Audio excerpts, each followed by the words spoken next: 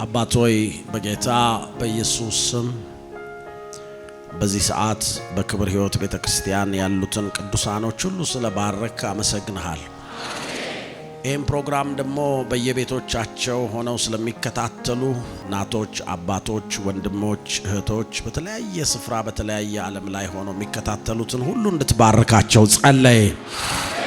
ይህ የጌታችን የኢየሱስ ክርስቶስ የልደት በዓል ወይም የገና በዓል በጌታ በኢየሱስ ስም ለሁላችሁም የበረከት፣ የደስታ፣ የሞገስ፣ የጤንነትና የእግዚአብሔር ልጅ ኢየሱስ ክርስቶስን መገለጥና ብርሃን የምታዩበት ዓመት በዓል እንዲሆንላችሁ በኢየሱስ ስም ባረኳችሁ።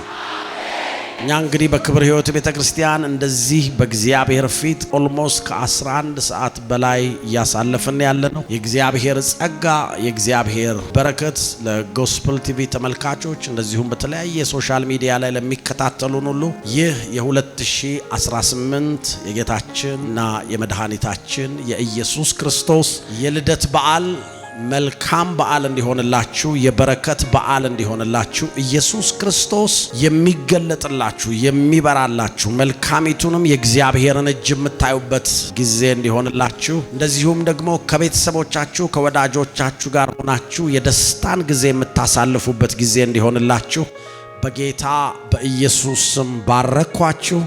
በክብር ሕይወት ቤተክርስቲያን ያሉ ሁሉ ለጎስፐል ቲቪ ተመልካቾችና ለሶሻል ሚዲያ ተከታታዮቻችን እንኳን ለ2018 የልደት በዓል በሰላም አደረሳችሁ። አሜን። መልካም በዓል ይሁንላችሁ። ወዳችኋለን።